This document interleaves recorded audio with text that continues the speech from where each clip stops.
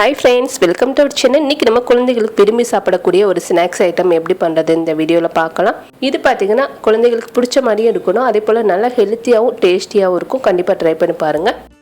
இப்போ இதுக்கு நான் ஒரு 5 உருளைக்கிழங்கு வேக வச்சிட்டு ஒரு மிக்சிங் பவுல்ல சேர்த்துக்கிறேன். சேர்த்துட்டு இத நல்லா மசிச்சு எடுத்துக்கலாம்.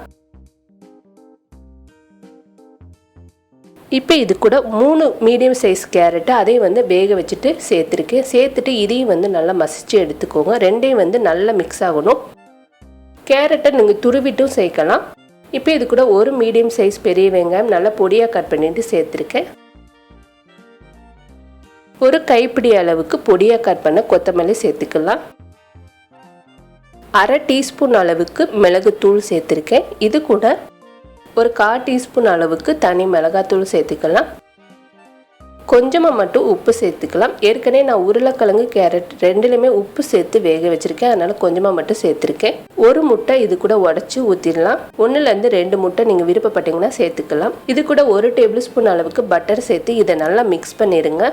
குழந்தைகளுக்காக செய்யும்போது பட்டர் சேர்த்து செய்யும்போது நல்லா டேஸ்டியாகவும் ஹெல்த்தியாகவும் இருக்கும். இது நல்லா பைண்டிங் ஆகிறதுக்கு ஒரு 5 டேபிள் ஸ்பூன் அளவுக்கு பச்சரிசி மாவு சேர்த்து நான் மிக்ஸ் பண்ணியிருக்கேன். மாவு சேர்த்தது இதில் ரெக்கார்ட் ஆகலை. நல்லா டைட் ஆகிற அளவுக்கு எந்த அளவுக்கு வேணுமோ அந்த அளவுக்கு பச்சரிசி மாவு சேர்த்துக்கோங்க. சேர்த்துட்டு விரும்பின ஷேப்பில் இதை நம்ம ரெடி பண்ணிக்கலாம்.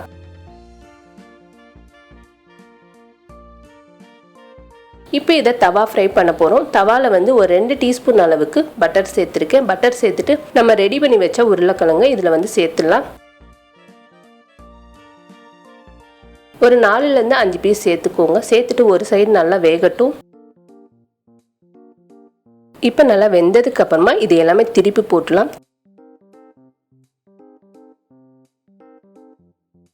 2 சைடுமே நல்லா ஃப்ரை ஆனதுக்கு அப்புறமா இந்த ஓரங்கள் நல்லா 2 கரண்டியை வச்சு நல்லா திருப்பி விடும்போது 4 சைடுமே ஓரங்கள் நல்லா வெந்துடும். இப்போ நம்மளோட டேஸ்டியான ஈவினிங் ஸ்நாக்ஸ் ரெடி ஆயிடுச்சு. இதை டீப் ஃப்ரையும் பண்ணலாம். இந்த மாதிரி டீப் ஃப்ரை பண்ணி கூட நீங்கள் குழந்தைகளுக்கு கொடுக்கலாம். நல்லா டேஸ்ட்டாக இருக்கும், நல்லா ஹெல்த்தியாகவும் இருக்கும். கண்டிப்பாக இதை ட்ரை பண்ணி பாருங்கள். இந்த வீடியோ உங்களுக்கு பிடிச்சிருந்துச்சுன்னா லைக் பண்ணுங்கள், ஷேர் பண்ணுங்கள். மறக்காமல் நம்மளோட சேனலுக்கு சப்ஸ்கிரைப் பண்ணுங்கள். தேங்க்யூ.